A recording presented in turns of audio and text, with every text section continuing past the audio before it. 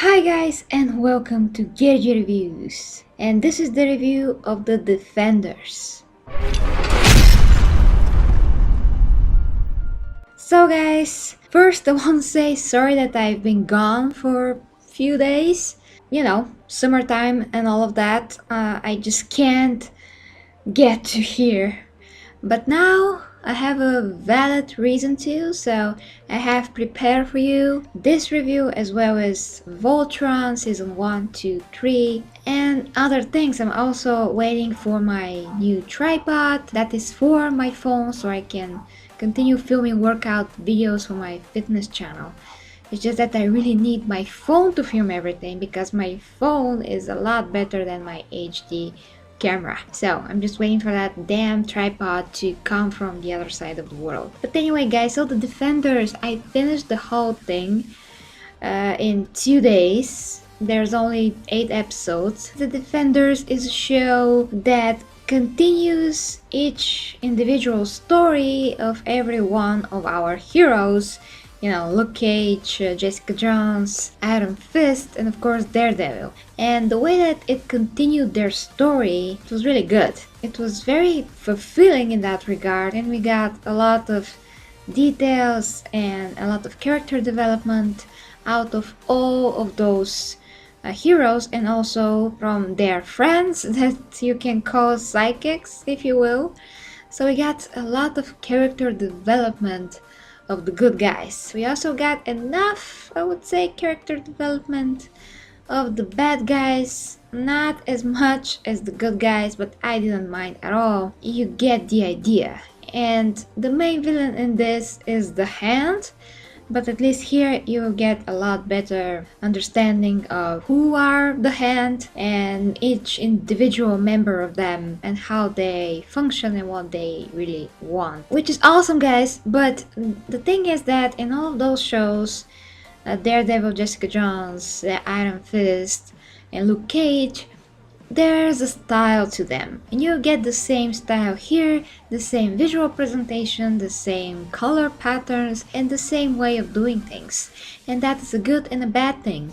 I mean, it's a good thing because it's all familiar to you and you're already used to this kind of storytelling, but it's not very good because this is not the perfect way of doing this. Of course, nothing is perfect, but I'm saying that the conversations are too freaking long sometimes. Yes, they're important to all the character development and to all the story, but it's just so many quiet moments, just sitting in a room, sitting in a corridor, sitting in whatever you can think of, just standing somewhere and just talking. It's just talking, and a lot less action scenes and fighting. And when we have action scenes and fighting, we are just seeing very quick shots, very close-up shots of the weapons, of the movement. We rarely see something from afar that will give you a very good look at what the heck is happening. So that on itself is really not good. I mean, the show started with the fighting scene in the sewer, and it's so freaking dark. Everything is so dark. You can barely see and understand what is happening, who foot is where, and whose hand is where, and who's hitting who in what way exactly, with what force exactly. And we keep having this problem with Iron Fist.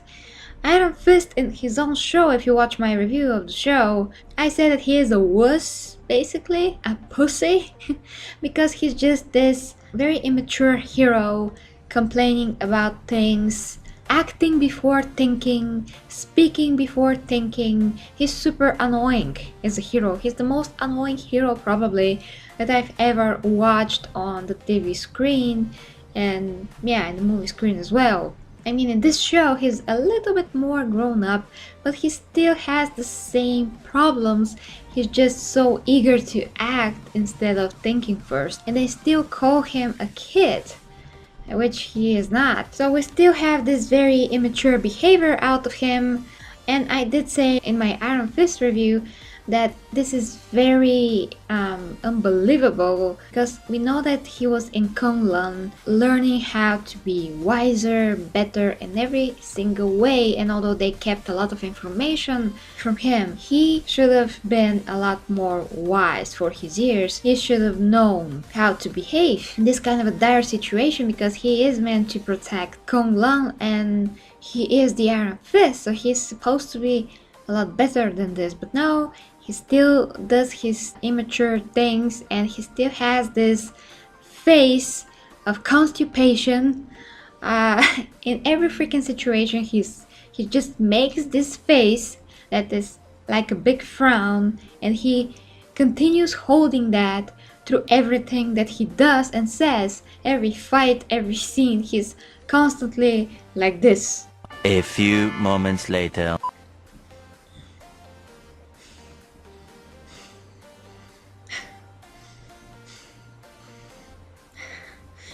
2 hours later. And it's just freaking annoying, and it just gets old. And again, his physique, he did not better his physique in this. He's just like a needle, basically. But never mind that, although it's important, but okay. As for the other character, Jessica Jones was super hilarious. She's also like, I freaking don't care, I'm going to drink, like piss off or something like that. Not literally, she didn't say that, but that is her attitude all the time. And God, she really has a drinking problem. She's such an alcoholic that is unbelievable.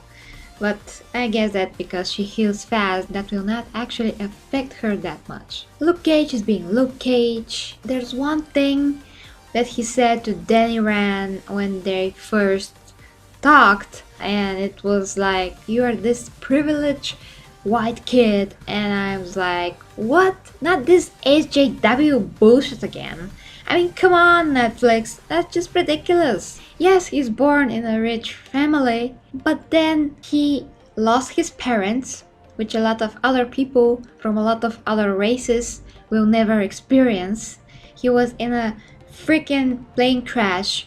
Then he had to be beaten senseless by those monks, and completely deprived of his childhood, completely deprived of the modern world and the privileges of the modern world. He had to study martial arts, he had to learn to be the Iron Fist, he had to live through that physical punishment all day for 15 years. I mean, what is privilege about that? I mean, it's privilege in the wiser sense of things, but it's not something that someone would want to endure, and this is not how he imagined his life to be. So this thing with race, just don't bring that up. Just never bring that up. It's ridiculous. There's homeless white people on the streets that will probably always be homeless, that will probably just die alone, and nobody will know who they are and what they did in their life and why they ended up like this. I don't want to get into this, guys, but I mean, that was like maybe 1 or 2 minutes argument between the two characters, and it was about race.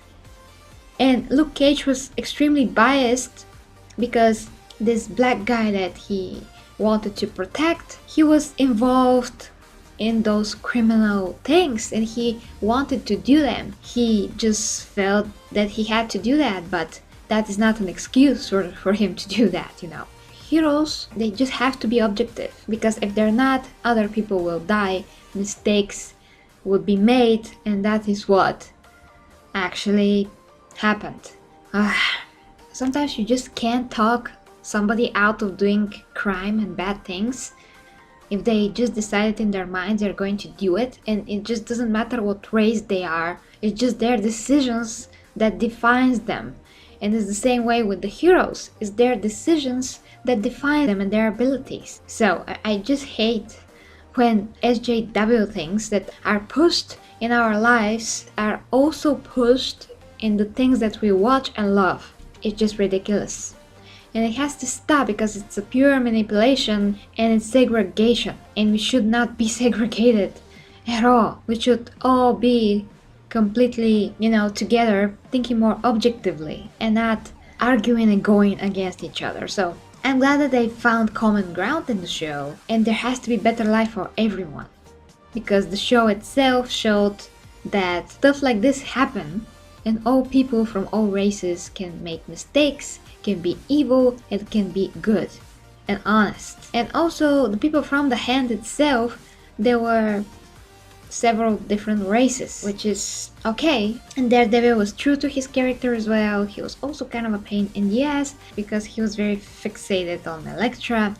That is not actually a spoiler. So Elektra was great, that's all I'm going to say. Kinda annoying as well, just because yes, she was a great badass, but I just don't get her motivation for this. She's just kinda pissed off. But other than that, I don't think that she even knows what she really wants. She's just selfish and out for herself, but she has a problem, and that selfishness just comes from her imbalance and her not really knowing who and what she's supposed to be. She's just trying to be free, but in the same time she didn't really get to that point where she is in peace with herself and where she really realizes who she really is inside. So she is broken in that sense, and nobody is perfect here in this show. But I mean, for someone that is intelligent like her, she really should sit down and think about what the heck she's doing and why even. And all the other cameos and characters were great. Interactions between them really genuine and great. But like I've said, this show and the other shows of all those heroes are really freaking slow burn. And you have to be patient to get 1 hour through each episode, but every episode ends on a very big or very interesting overall cliffhanger, so you'll be very hooked to see the next one. So guys, The Defenders, great show, kinda underwhelming. It does not give you more than the other shows gave you. In terms of fighting scenes, it's too dark and gritty sometimes. There are some funny things, cool things, good dialogue, but it's so slow. It's such a slow burn, such a long conversations. You know, smaller scenes in small spaces, very dark settings, locations, very bad filmed fights. Sometimes cool, sometimes just bad. And Sigourney Weaver was great as the villain, but we didn't really see enough of her. I really wish that I could explore her character more, because her character was not as developed as I would have wanted. I really wanted to know more of her and to see more her motivation and her thoughts and how she compares with the other members of the hand. And we got a glimpse of that, but not the whole story, not the full picture, and I don't know if we ever going to get to that. That's all I'm going to say, and of course if you watched the last episode, just stay through the credits and see the Punisher trailer. And that's it guys. If I have to give it some kind of a rating, I would say that this first season of The Defenders, the whole 8 episodes of it, it's, you can say, like a 7 out of 10. A good show, but I don't really think it's for everybody. But since I have to watch over everything that is superhero connected, or at least 90% of it, yeah, I would say that it's 7 out of 10. Let me know what you think in the comments, guys. As always, thank you very much for watching. Sorry for my absence. I will start making more videos as soon as possible. Follow me on the social media stuff. And of course, if you like to support me, you can check my t-shirt store. Until next time with Gary G Reviews.